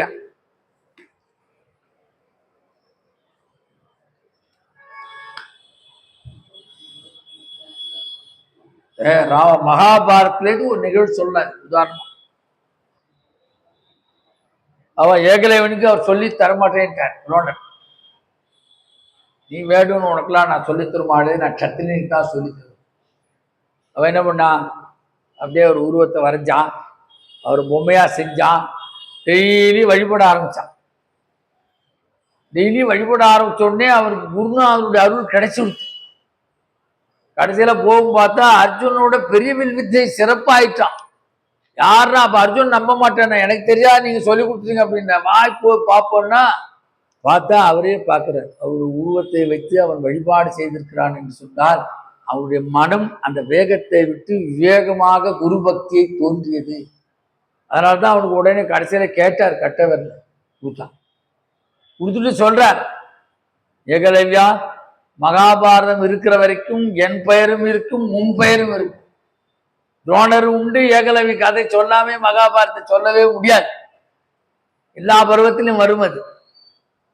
அதனை எதுக்கு சொல்றேன், அந்த வேகமாக சங்கல்பத்தை ஏற்றுக்கொண்டான். அதைத்தான் சொல்றாரு, ஆண்ட அந்த வேகம் வரணும். அதைத்தான் இங்க சொல்றாரு, வேகம் கெடுத்து ஆண்ட என்னை ஆண்டவன் சிவபெருமான் வேந்தனடி வெல்க. அப்ப சங்கல்ப விகற்பத்தால் எல்லா நிகழ்வுகளும் நன்றாக நடந்தேறுகிறது என்பது மந்திர சாஸ்திரம் சொல்லுது. நம்ம ஒருத்தர் சங்கல்பம் பண்ணிட்டோம்னா அந்த சங்கல்பத்தினா எல்லா விஷயங்களும், அப்ப போற கோயிலுக்கு போறோம், குருக்கள் சங்கல்பம் பண்றாருல, என்னென்ன வேணும் எல்லாம் கேட்கறோம்ல, பையனுக்கு ஃபாரின்ல வேணும், விசா வேணும், அது வேணும், இது எல்லாம் கேட்கிறோம். எல்லாம் எதை நாம சங்கல்பம் நிற்கி போகிறோமோ அந்த சங்கல்பெல்லாம் நிறைவேற்றுவனாக இருக்கிறான். அதைத்தான் இங்க வேகன்னு சொல்றாரு. இப்படி சங்கல்பத்தால் 6 ஆதார சக்கரங்களையும் நாம் சொல்லதை கேட்கணும்.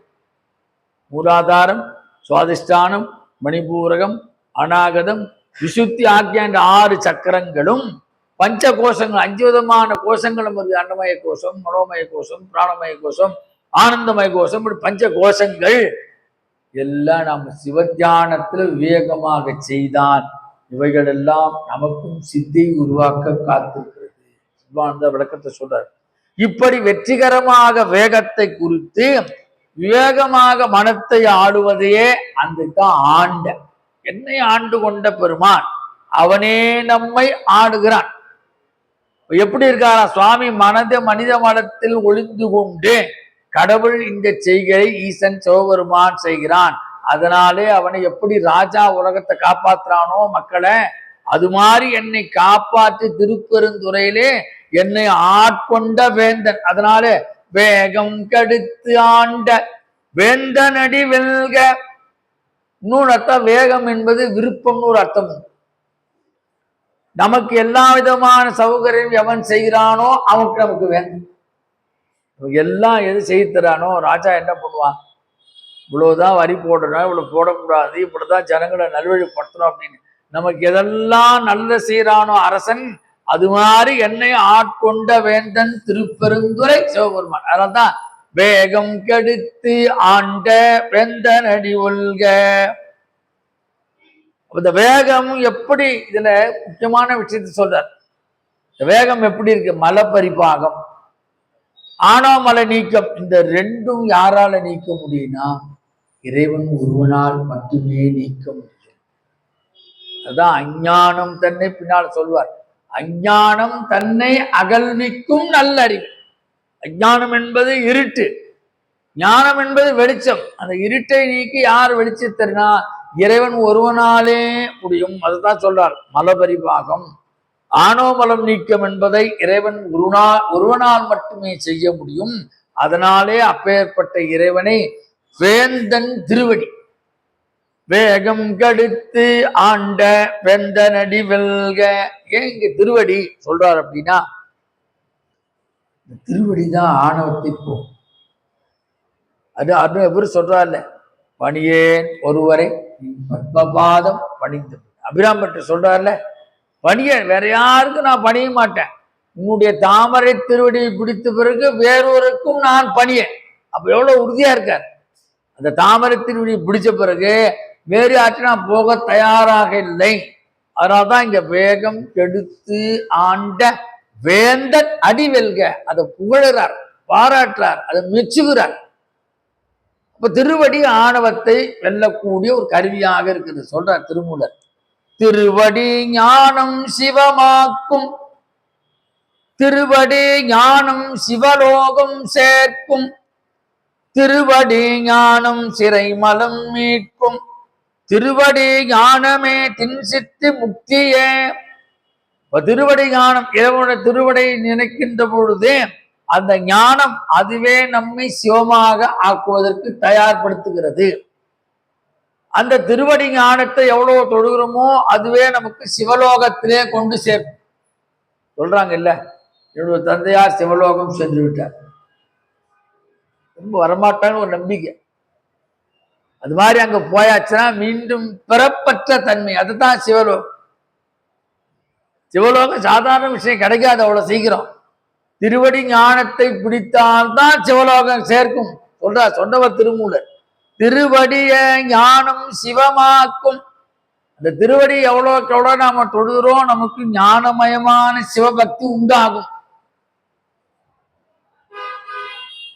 ஞானம் தான் ரொம்ப முக்கியம். ஞானம் வந்துருத்தா பக்தி தானா வந்துடும். நம்ம கிட்ட பொறுமை ஜாஸ்தி. பகவான் சொல்றார், ஞானம் இல்லாது உன் ஆசையா தளர்வர ஞானம் தெரித்தருள் அருணாச்சலா. ஞானம் இல்லாது உன் ஆசையா தளர்வர ஞானம் தெரித்தருள் அருணாச்சலா. அருணாச்சல சிவ அருணாச்சல சிவ அருணாச்சல சிவ அருண். அந்த ஞானம் பகவானே கேட்கிறாரு, அவர் நமக்கு தான் கேட்டார். அவரு கேட்க, அவர் ஞானம் வந்ததுனால்தான் திருச்சியிலிருந்து இங்க வந்து உட்காந்துட்டார். அருணாச்சலம்ன்ற நாமத்தை கேட்டோடனே அவர் ஞானம் வந்துருச்சு. அந்த ஞாபகம் காதுல விழுந்தது, கிளம்பிட்டார் அங்கே. எதுக்கு சொல்றான்? திருவடி ஞானம் சிவலோகம் சேர்க்கும், திருவடி ஞானம் சிறை மலம் மீட்கும். இந்த பிறவையாக பெரும் சிறையிலிருந்து நம்மை மீட்க அருள் செய்கின்றது. திருவடி ஞானமே தின்சித்தி முக்தியே. அதனால எனக்கு வேந்தனாக இருக்கக்கூடிய அந்த சிவபெருமானுடைய திருவடிகள், என்னை ஆண்ட திருவடிகளை வாழ்த்துகிறேன், வெல்கிறேன், வணங்குகிறேன். அதனால்தான் சிவபெருமானுக்கு நடராஜன், தியாகராஜன் என்ற பெயர் அவருக்கு தான். ஏன் தியாகராஜன்? எல்லா விதமான சௌக்கியங்களையும் நமக்கு கொடுத்துட்டு அவர் ஸ்மசானத்தில் இருக்கார். அதனால்தான் தியாகம். இந்த தியாகம் யாராலும் செய்ய முடியாது. அவர் எங்கேயோ ஸ்மசானத்தில் உட்கார்ந்து இருக்கார். நமக்கு எல்லா விதமான என்னென்ன வேணும், நமக்கு புதுசு புதுசா லேட்டஸ்ட் காரா பெங்களாவா எல்லாம் வேணுமா, எல்லாத்தையும் அடியார்களுக்கு அறுத்து விட்டு அவர் எங்கோ சாதாரண இடத்துல ஸ்மசானத்தில். அந்த தியாகத்தை செய்தனால்தான் சிவபெருமானுக்கு தியாகராஜன். எல்லா அடியார்களுக்கும் சிதம்பரத்திலே ஆனந்தத்தை தருவதால் அவருக்கு ஆனந்த நடராஜன், ஆனந்த நடேசன். யார் போனாலும் அவர் பார்த்த உடனே ஆனந்தம். நம்ம எது கேட்கணுன்னே தோணாது, அவரே கொடுத்துருவார். அப்ளிகேஷன் போட வேண்டாம், அது போய் நின்று அவர் அழகா பார்த்தாலே போறோம். இன்னைக்கு என்னென்ன கொடுக்கணும் அவர் சங்கல்பிச்சிருவார். அப்ப நாம என்ன பண்ணணும்? அவனிடத்திலே சரணடையணும். சரணடைஞ்சாதான் அந்த வேகம் குறைஞ்சி வேகம் டோட்டல் சரண்டர். அப்ப வேகத்தை ஆண்ட அவனுடைய திருவடியை போற்றுவோம், அவர்களே வெல்லுவதற்கு தகுதியானவர்கள் சொல்றார் மணிவாசன். அவரே இந்த உலகத்தில வெல்லுவதற்கு தகுதியானவர்கள் என்று சொல்லி 7வது அடிக்கு சிந்தனை நுழைகிறோம். பிறப்பருக்கும் பிஞகன் தன் பெய்கழல்கள் வெல்க, பிறப்பு அறுக்கும் பிஞகன் தன் பெய்கழல்கள் வெல்க. முதல்ல சொன்ன மந்திரம் தான் இது. திரேம்பகம் யஜாமகே சுகந்திம் புஷ்டிவர்த்தனம் உருவார்க்கும் பந்தனான் மிருத்தோ முக்ஷேய மாம் பிருதாது. இந்த ஸ்ரீருத்ரத்தில் வருகின்ற இந்த மந்திரத்தின் தமிழாக்கமே இந்த வரிகள். தெரிஞ்சுக்கோங்க. அதனால நம்ம அது தெரியலன்னு வருத்தப்பட வேண்டாம். பிறப்பருக்கும் பிங்க வரிகள் தன் பெயர்கள் சொல்லிவிட்டால் நீங்க அந்த ஸ்ரீருத்ரத்தின் மந்திரத்தை சொன்ன மாதிரி உங்களுக்கு பலன் கிடைச்சு. இதுல ஒண்ணு எந்த அளவு இம்மி அளவு கூட சந்தேகமே வேண்டாம். அதுல சொன்னதைத்தான் அப்படியே சொல்லியிருக்க. அப்ப பிறப்பு என்பது அவரவர்களின் பாவ புண்ணியத்தை பொறுத்து. பாவ புண்ணியம்னா அவரவருடைய தவநிலைக்கு ஏற்றவாறு இந்த வாழ்க்கை அமைகிறது சொல்றார். பிறப்பு அறுக்கும் விஞ்ஞகந்தன் பெய்கழல்கள். அப்ப நமக்கு யார் இதை தரணும்? பிறவாயாக்க பெரியோனாகிய பிறப்பறப்பற்ற தன்மையாக இருக்கின்ற சிவபெருமானுடைய திருவடிகளை பிடித்தால் நமக்கும் அந்த நிலை வரும். அதுதான் பிறவா யாக்கை பெரியோன். சாதாரணமா சொல்லல. இப்ப பிறப்பு எப்படின்னாக்க வேகம் அழியும் போதும், ஆணவம் அகலும் போதும், பிறவி இல்லாத தன்மை ஏற்படுது. அதான் சொல்றார், வேகம் எடுத்தாண்ட வேந்தரடி வெல்கி சொல்லிவிட்டு, அப்ப அந்த வியோகத்தோட இருந்தாதான் நமக்கு பிறப்பறுப்பற்ற அந்த தன்மை வரும். எவ்வளோ நாள் தான் பிறக்குது இல்லையா? ஆதிசங்கர் வரவே வரும். உணரபி மரணம் உணரபி ஜனனம் உணரபி ஜனனி ஜடரே சயனம் உணரபி மரணம் உணரபி ஜனனம் உணரபி ஜனனி ஜடரே சயனம் இக சம்சாரே பகுதோஸ்தாரே கிருபயா பாரே பாகி முராரே பஜ கோவிந்தம் பஜ கோவிந்தம் பஜ கோவிந்தம் மூடமதே. கெட்டமதி மூடமதே. எவ்வளோ நாளைக்கு தான் பிறந்து பிறந்து பிறந்து இழைக்கிறது. எல்லா மகான்கள் சொன்னவர், எல்லா மகான்கள் இல்லாத மகான்களே கிடையாது. யாருக்காலுமே என்ன சொல்றாங்க, மேலே எழுதிருப்பாரு, இந்த போட்டோல இருக்கு, மீண்டும் பிறப்பு உண்டாங்கிற உண்மை மறவாது. பிறப்பே வேண்டான்ட்டான். அப்பர் பெருமான் அப்படிதான் பிறப்பே வேண்டான்னு சொல்லிதான் போனார். நடராஜ பார்த்த உடனே மீண்டும் பிறக்கணும் ஆசை வந்து தரும். குடித்த புருவும் கொம்பு செவ்வாயும் குமிழ்ச்சிருக்கும் பனித்த சடையும் பவளம் போல் மேனியில் பால் வெந்நீரும் இனித்த முறை எடுத்த பொற்பாதம் காணப்பெற்றால் மனித பிறையும் வேண்டுவதே இம்மானித்து. அவனை பார்த்த உடனே எனக்கு பிறவி ஆசை வந்துருத்தியா, பிறவே வேண்டான்னு தாய்மானர் சொல்றார். இப்பிறவி தப்பினால் எப்படி வாய்க்குமோ, மீண்டும் பிறவாத தன்மைன்னா மனுஷ ஜென்மா எடுத்தாத்தான் மீண்டும் பிறவாத தன்மையை நாம அடையலாம். அதற்கு நாம தயார்படுத்தி கொள்றோம். அந்த தயார்படுத்தி கொள்வதற்குத்தான் இந்த சிந்தை மகிழும் சொல்றோம். அப்ப பிறவி பெருங்கடல் நீந்துவர் நீந்தார் இறைவனடி சேரார். நீண்டுட்டே இருக்கணும். யார் நீந்துவான் யார் நீந்த மாட்டான்னா, இறைவனுடைய திருவடியை பெருத்தவன் நீந்த மாட்டான். திருவடியை பிடித்தான் நீந்தி கொண்டே இருப்பான். உணரபி மரணம் உணரபி ஜனனம் உணரபி ஜனனி ஜடரே. மறுபடியும் மறுபடியும் எத்தனுடைய தாயார் வயிற்றுல வந்து தங்கி தங்கி பிறக்கிறதே இன்னைய சரீரம் இழைச்சி போச்சுமா அப்படின்றார் பட்டினத்தை. சொல்ல இல்லையா? அப்பன் எத்தனை எத்தனை அப்பனோ, அன்னை எத்தனை எத்தனை அன்னையோ, பிள்ளை எத்தனை எத்தனை பிள்ளையோ, பெண்டிர் எத்தனை எத்தனை பெண்டிரோ, இன்னும் எத்தனை ஜென்மம் ஜென்மமோ, என் செய்க எங்கச்சி ஏகம்பனே. எவ்வளோ நாள் தான் பிறந்து பிறந்து இறக்குது. இந்த பிறவாத தன்மை அதுதான் அவர் பண்ண. பிறவா வரம் தாரோ பெம்மானே பிறவா வரம் தார். கேட்கிறது, பிறவா வரம் தாரும். இப்ப என்ன விஷயம்னாக்க, நம்ம சில புண்ணியங்கள்லாம் செய்தா மேல போயிடுவோம். புண்ணியலோகத்துக்கு போனாலும் மீண்டும் கீழே அமைச்சிருவாராம். பிறவாத தன்மைனா சிவனுடைய திருவடி பற்றினால்தான் அவர் நமக்கு பிறவாத தன்மையை கொடுத்தவர்கள காத்திருக்கிறார். இப்ப பிறந்து புண்ணியம் செய்தாரும் தேவரகத்தில் போகம் அனுபவித்து பின் அவர் ஆன்மா தேவாம்சத்துடன் கூடிய உடலை விட்டு ஆகாயத்திற்கு வருமா. திரும்பும் மழையால் பூமி அடையும், புல்லாக வளரும் அல்லது அன்னமாக விளையும். அதை உண்பவர் வயிற்றில் போய் சுக்லமாக விந்து ஆணிடத்திலும் சுரோனிதமாக பெண்ணிடத்தில் கருமுட்டையாக மாறி மாறி ஒரு குழந்தையாய் குழற்சி மூலம் மீண்டும் நாம் பிறக்கும் சொல்றார். இதைத்தான் இங்க முதல்ல சொல்ற. என்னால வரும், உள்ளாகி கூடாய் உருவாய் மரபாகி பல்விருகமாகி பறவையாய் பாம்பாகி கல்லாய் மனிதராய் பேயாய் கணங்களாய் வல்லசுரராகி முனிவராய் தேவராய் சில்லா நின்ற இத்தாவர சங்கமத்துள் எல்லா பிறப்பும் பிறந்து இழைத்தேன் எம்பெருமான் மெய்யே உன் பொன்னடிகள் கண்டு இன்று வீடு ஊற்றேன். 32. 32வது ஸ்டேட்ஸ் அது. மெய்யே உன் பொன்னடிகள் கண்டு இன்று வீடுற்றேன். 32வது வயசுல மாணிக்க வாசகர் நடராஜ பெருமானோடு கலந்துட்டார்.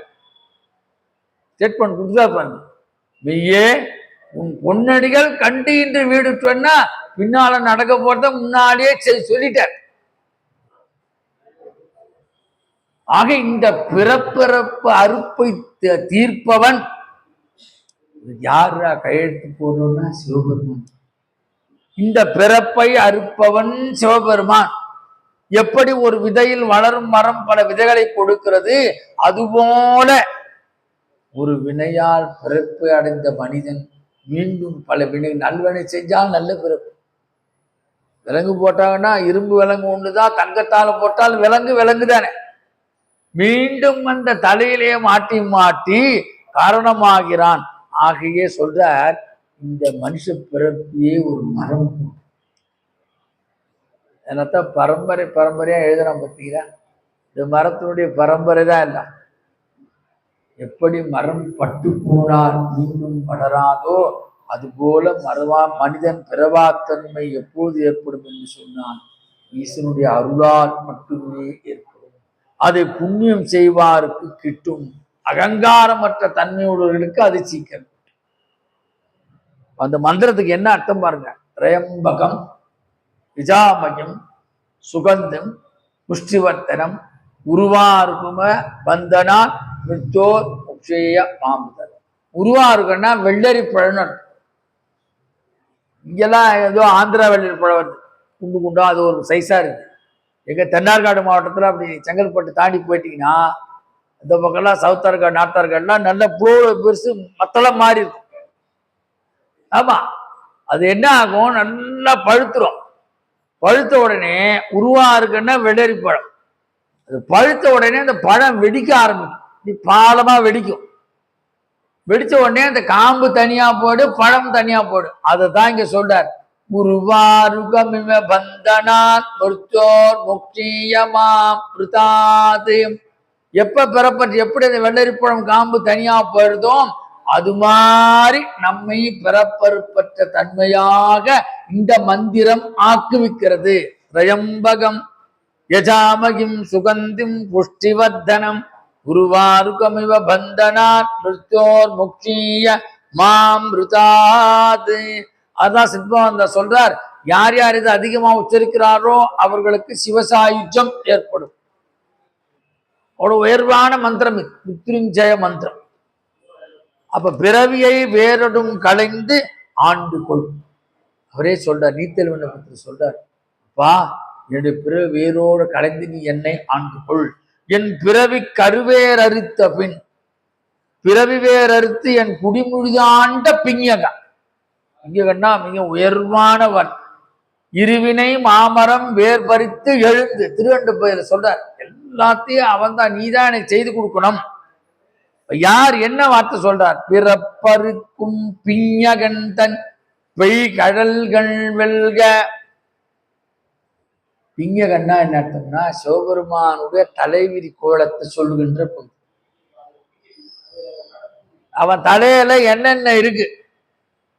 பிஞகன்னா சிவபெருமானை தலைக்கோலத்தை குறிக்கின்ற சொல். இதுதான் விளக்கத்தில் இருக்கு. ஓடி வரும் கங்கையை, உலகை அழிப்பேன் என்று வரும் கங்கையை ஜடாமுடியில போட்டுட்டார். அதே 4 சொட்டு தான் விட்டுருக்காரு, இன்னும் உடலை, மீதி அப்படியே இருக்கு டேங்க்ல. அந்த 4 சொட்டுக்கே இவ்வளவு பிரவாகம் பார்த்தீங்களா? எப்படி ஓடு கங்கை பிரவாகம். போட்டுல போறாங்க இல்ல, எவ்வளோ பிரவாகமாக உலகத்தை ஆணவத்தோடு உலகத்தை அழிப்பேன் என்ற அந்த கங்கையை தன்னுடைய சடையிலே தாங்கினான். அப்புறம் தேய்ந்த பிறனில் 3ஆம் பிறை ஆரம்பம் தான். அது அப்படி அழகா அப்படி இருக்கும். 3ஆம் பிறை தான் பார்க்கணும். அமாவாசை கழிச்சு செல்லாரம் வந்து தெரியவே தெரியாது, பார்த்துட்டே இருப்போம், தெரியாது. 4ஆம் பிறை போன உடனே அப்படி ரோட்லேயே தெரியும். பஸ்ஸில் இப்படி பார்த்தா அது தெரியும். 3ஆம் பிறை பார்க்கணும், இவ்வளவு விசேஷம். அப்புறம் கழுத்துல படம் எடுத்த நாகம், அப்ப பொருத்தமில்லாத எல்லாவற்றையும் பொருத்தி பார்க்கின்றவர் சிவபெருமான். அப்பே தீட்சர் பரம்பல தொடர்ந்தார், நீலகண்ட தீட்சர் ஒரு மதுரையில் இருந்தார். அவர் அழகா ஒரு கவிதையை சொன்னார். சிவபெருமானே, நீயும் இமாலயத்தில் இருக்க, ரொம்ப எப்போ பார்த்தாலும் குளிர்ச்சி, நாங்கள் கொஞ்ச நேரம் ஏசி போட்டால் கூட தாங்க முடியல, எப்போ பார்த்தாலும் ஓவர் குளிர்ச்சியா இருக்கிறது. அது போக சந்திரன் வேற வச்சிருக்க, அவன் வேற குளிர்ச்சி, ஒரு பக்கம் கங்கையை வேற வச்சிருக்க, அது இன்னும் வேற குளிர்ச்சியா இருக்கும், இந்த நாகம் இருக்கு அது வேற ஐஸ் மாதிரி இருக்கும், உனக்கு தலைவலி வந்தா யார் மருந்து கொடுக்குன்னு. எவ்வளவு கற்பனை பத்தீங்க. நீலகண்ட பாருங்க, தலைவலி வந்தா யார் மருந்து கொடுப்பா? ஹாஸ்யம் அது. எவ்வளவு கற்பனையா அதை பாடுறாரு பாருங்க. தலையில் நீ இமாலயத்தில் இருக்க, அதுவே குளிர்ச்சி, சந்திரனை வச்சுக்க அதுவே குளிர்ச்சி, பாம்பு எல்லாம் ஒரு குளிர்ச்சியா வச்சுட்டு இருக்கியே, தலைவலி வந்தா யாருக்கும் வைத்தியம் பார்க்கறது உனக்கு அப்படின்னு கேட்கிறாருன்னா, அப்ப பரமேஸ்வரத்துல எவ்வளவு பக்தி. அந்த நிந்தா துதியா இருந்தாலும் பக்தி சுந்தரர் மாதிரி சொல்றாரு. அப்ப ஓடி வரும் கங்கை, தேய்ந்த பிறை நிலவு, படமெடுத்த நாகம் முதலியவற்றை பொருத்தமற்றதை தான் பொருத்தி பார்த்துள்ளான். அந்த கோலமே தலைக்கோலம். பிறப்பருக்கும் பிஞகண்டன் பெய்கழல்கள் வெல்க, அதுதான் அந்த பிஞன் பிஞகன் என்றுதான் பிஞகா என்று மருகாய். பிஞகன் பிஞகா ரொம்ப பெரிய விசேஷம். இந்த சந்திரனுக்கு 27 பொண்ணு கல்யாணம் பண்ணி கொடுத்தா, ஒரே மாட்டம் மட்டும் ரொம்ப சந்தோஷமா தான் ரோகிணிட்ட அவன் நட்சப்பிரதா சாபம் கொடுத்துட்டான், தேஞ்சு போனான். சுவாமிகிட்ட தான் வந்து காலில் விழுந்தான். பரவாயில்ல பரவாயில்ல போனா போறது, நான் மன்னிச்சிருன்னு சொல்லிட்டு மேலே தூக்கி வச்சுட்டாரு. அதுலேருந்து வந்த பழமொழி தான், எல்லாரும் தலையில தூக்கி வச்சு ஆடாதீங்க. அப்போ வந்த பழமொழி தான் அது, தலையில தூக்கி வச்சுட்டான்ல. இப்ப சந்திரனுக்கு பெருமை ஆயிடுச்சு, சிவபெருமானுக்கு பாடினார் அவர். வித்தா வீரை சூடி பெருமானே அருளாளா, வித்தா வீரை சூடி பெருமானே அருளாளா, என்தான் மறவாதே நீவேகின்ற மனத்து உன்னை வைத்தாய் பெண்ணை தென்பால் பெண்ணை நல்லூர் அருள் துறையுள் அத்தா உனக்கு ஆளாயி அல்லேன்.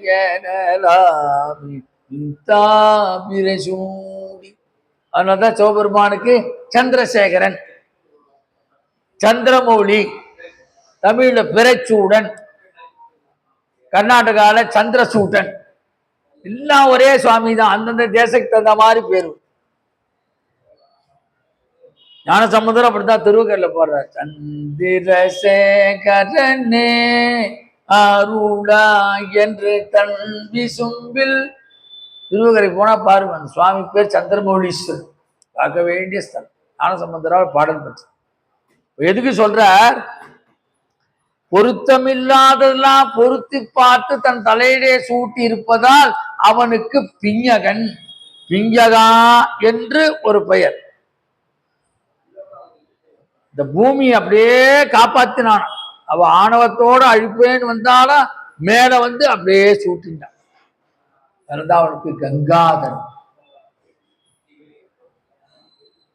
கங்கையில் சடையில் தரித்தான் தேவர். கங்கை சடையில் தரித்தான் தேவாரத்தை சொல்லு. அதனால்தான் கங்கையை தரித்தனாலே அவனுக்கு திருநாமம் கங்காதரன். அது வைத்தீஸ்வரன் கோயில்ல அந்த ஸ்லோகத்துல வரும். கங்கா பிரபாகேன் து ஜட்டாதராய திரிலோச்சனாய ஸ்பரகாலகந்திரே சமஸ்த தேவைரபி பூஜிதாய ஸ்ரீவைத்தியநாதாய நம சிவாய. கங்கா பிரபாகேன் து ஜட்டாதரே. அதான் அங்க சொல்றார். பேயிரு தோழி பொங்கன் விட உண்ட கண்டன் மிக நல்ல வீணை தடவி மாதரு திங்கள் கங்கை முடிமேல் அணிந்து என் உளமே புகுந்த. அதனால் ஞானசம் எப்படி ஒப்புமைப்படுத்துறார் பாருங்க.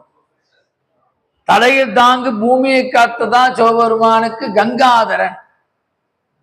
அப்பேற்பட்ட பிங்கா நின்னுடைய திருவடிகள் வாழ்க, பெய்கடல்கள் வெல்க. பெய்க கடல்கள் என்று சொன்னால் ஆண்களின் வீரத்திற்கு அடையாளம். கடல் என்று சொன்னால் திருவடி. வைணவத்துல பெரிய திருவடினா கருடாழ்வார், சிறுவை திருவடினா ஆஞ்சநேய சுவாமி. தெரிஞ்சுக்கணும், பெரிய திருவடினா கருடன், சிறிய திருவடினா ஆஞ்சநேயர். இப்ப கடல்கள் என்று சொன்னால் திருவடி. இது இந்த கயல்களை ஆண்கள் அணியக்கூடிய வீர தீர செயல்களை புரிந்து ஆண்கள் அணிந்துள்ளக்கூடிய ஒரு அற்புதமான அணிகள். நல்ல வீர தீர செயல்களை அவங்கதான் அதை போட்டுக்க முடியும், எல்லாரும் போட்டுக்க முடியாது. பிறப்பருக்கும் பிஞகந்தன் பெய்கடல்கள் வெல்க. இப்படியே மழை என்ன பொறுத்த கொஞ்சம் கொஞ்சம் கொஞ்சமா பேஞ்சிட்டு அப்படியே ஒரு ரைஸ் ஆயிடு அதிகமா பெய்யும். அது மாதிரி சொல்றார் மணிவாசக, மழைத்துளி வர வர மாதிரிதான் மனுஷனுக்கு ஆணவம் கொஞ்சம் கொஞ்சம் கொஞ்சமா அதிகமா ஆயிடுது. அந்த ஆணவத்தை அழிக்கக்கூடிய பரம்பொருளாக சிவபெருமானுடைய திருவடி இருக்குது. பிறப்பருக்கும் இஞகந்தன் பெய்கடல்கள் வெல்க. என்ன பயிர்கள், என்ன விதமான அந்த செயல்களை செய்தார்? உமாவுக்கு ஏற்கனவே 5 தலை. சுவாமி ஒரு தலையை கொய்தார். 2வது மன்மதனை நெற்றிக்கண்ணாலே எரித்தார். யமனி திருக்கடையூரை இடது காலால் உதைத்தார். ஜலந்தாசூரனை அழித்து வென்றார். கஜசம்காரம் பண்ணி அந்த யானுடைய தோலை போர்த்தி கொண்டவர். தச்சன் எச்சன் அந்தகாசூரன் அழித்து இவைகளின் வெற்றியே அவனுடைய வீரக்கல்கள். சாதாரண கல்ல, இவ்வளவு மிகப்பெரிய வேலைகளை சிவபெருமான் செய்திருக்கிறார். 5 கோஷங்களில் மிக முக்கியம் பிராணமய கோஷம். அதனால சொல்றார், இந்த பிராணமய கோஷத்துல இந்த திருவடியை நாம் பதித்து போற்றி வழிபட வேண்டும். நம்ம பிராணன் தானே உயிர். உயிர் போச்சுன்னா என்ன சொல்றோம்? பிராணன் போச்சு. எல்லாம் அந்த வார்த்தையே காணும். பழைய சினிமாவில் அவரையே பிராணநாதா அப்படின்னு சொல்லுவாங்க. இப்ப அதெல்லாம் காணும். பிராணனிகானு அத்தானிகான். பிராணன் வாழ்வதற்கு முக்கியமானது பிராணன். அதான் சாப்பாடும் போது எல்லாம் சொல்றாங்க, பிராணாய ஸ்வஹா, பானாய ஸ்வஹா, வியானாய ஸ்வஹா, சுதானாய ஸ்வஹா, சமானாய ஸ்வஹா, பிரம்மணேஸ்வரத்துக்கு சொல்றாங்க. எல்லாம் போய் இறங்கணும். அப்ப இந்த பெருமானுடைய திருவடிகளே பிராணமய கோஷத்தில் பதிய வைப்பதைக்காகத்தான் வெல்க. அப்பேற்பட்ட வீரக்கல்களை அணிந்தவன். பிறப்பருக்கும் பிஞகந்தன் பெய்கடல்கள் வெல்க. அதுல சேர்க்கிறார் பிஞா என்று உயர்வை சொல்றார். சுந்தரன் சொல்றார், பிஞக பித்தனை பிறப்பில்லையை. சாதாரண விஷயத்துல பிறப்பருக்கும் மருந்து. வள்ளலார் பாடினார், மருந்து நல்ல மருந்து சுகம் நல்கும் வைத்தியநாதம் எனும் மருந்து படித்தார்.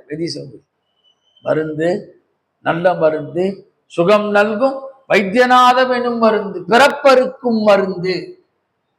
யாராலையும் செய்ய முடியாததை இந்த சுவாமி செய்து காமிக்கிறார் என்று சொல்லி இந்த 7வது அடியிலே இந்த சிந்தனை இதை நிறைவு செய்கிறோம். மீண்டும் அடுத்த மாதம் புறத்தார்க்கு செய்யோன் தன் பூங்கல்கள் என்ற அடியிலிருந்து நமது சிந்தனை தொடரும் என்று சொல்லி, நமது பக்தஜன சபையிலே 3ஆம் தேதி முதல் 15/2 வரை தினமும் வருஷம் நம்ம சபையில நடக்கிறது. இந்த வருஷம் 119வது ஆண்டு திருமுறை இசை விழா. நல்ல ஓதுவாமூர்த்திகளை கொண்டு அற்புதமாக நடக்கிறது. 3ஆம் தேதி திங்கட்கிழமை ஆரம்பித்து 15ஆம் தேதி சனிக்கிழமை வரை தினமும் பல ஓதுவாமூர்த்திகள் வர இருக்கிறார்கள். முதல் நாள் புவனேஸ்வரி நாராயணன் ரேவதி ஸ்ரீதருடைய இன்னிசை, அவருடைய தேவார இசை. அப்புறம் செவ்வாய்க்கிழமை வடபழனி சின்ன பையன் அருண் கார்த்திக் ரொம்ப அற்புதமாக பாடக்கூடியவர், அவர் வர்றார். அப்புறம் 5ஆம் தேதி மகாலட்சுமி கஸ்தூரங்கன் அவர்கள் வருகிறார்கள். அப்புறம் வியாழக்கிழமை சிவவிஷ்ணு அவர்கள். வெள்ளிக்கிழமை எல்லாரும் வரணும் 7ஆம் தேதி. ஏன்னா கபாலீஸ்வரர் சர்க்குநாதன் வர யாரு ஆப்சன்ட் ஆகும். அவரை நிறைய திருவாசகம்லாம் பாட சொல்லி கேளுங்க. அவ்வளோ அதாவது எப்படின்னா, தேனினும் இனிய குரல். நாங்கெல்லாம் பாடுறேன்னா அவரால் பாடுற மாதிரி பாட முடியல, இருந்தாலும் அதை கேட்டு கேட்டு தர்மபுரையா இதெல்லாம் அவங்கெல்லாம் நமக்கு மெட்ராஸுக்கு கிடைச்ச ஒரு பெரிய சொத்து சக்குநாதன் ஐயா. அதனால அன்னைக்கு அவருடைய இது. அப்புறம் வருஷலாம் நிறைய ப்ரோக்ராம் இருக்குது. அப்புறம் என்னுடைய ஆசிரியர் இங்க வர சுப்பிரமணியம் ஓதுவார், அவர்கிட்ட தான் நான் மாம்பழத்தில் படிக்கிறேன். அவரும் இங்க கச்சேரி பண்ண இருக்கிறார். அதனால எல்லாம் வயலின் மிருதங்கத்தோட பன்னிசை அருமையான இசையாக அமைய இருக்கிறது. இல்லாமல் முருகப்பெருமானுடைய திருவருளாலும் உங்களுடைய ஆதரவு எல்லாரும் வரணும், யாரும் ஆப்சென்ட் ஆகக்கூடாது. ஒரு 15 நாள் உங்களுக்கு எல்லாம் செவி நுகர் இன்பம். ரேடியோ ஸ்டேஷன் சொல்ற மாதிரி செவி நுகர். உடனே எவ்வளவு நாள் தான் பேச்சே கேட்பீங்க, ஒரு மாற்றம் இருக்கணும். எல்லாம் இயல் கேட்டுட்டீங்க, அடுத்து இசை கேளுங்க, அப்புறம் நாங்க இயலுக்கு இசைக்கு வந்துடுவோம் இல்லையா? அதனால எல்லாரும் கலந்து கொண்டு எம்பெருமான் முருகப்பெருமானுடைய திருவருளை பெற்று சபைக்கு நமது நன்றி கலந்த வணக்கத்தை நமக்கு விதைக்கும். இந்த மாதிரி யார் இப்ப நடத்துறாங்க பொறுப்பா இல்லையா? அதனால நம்ம வளரும் சந்ததியெல்லாம் அழைச்சிடுவாங்க. தினமும் திருமுறை பாராயணம் பண்ணுவோம், திருமுறை கேளுங்குவோம் என்று சொல்லி இந்த அளவிலே இதை நிறைவு செய்கிறேன். ஆறிரு தடந்தோள் வாழ்க, ஆறுமுகம் வாழ்க, வெற்பை கூறுசை தனிவேல் வாழ்க, உக்குடம் வாழ்க, செவ்வேல் ஏறிய மஞ்சை வாழ்க, யானைதன் அணங்கு வாழ்க, மாறினா வள்ளி வாழ்க, வாழ்க சீர்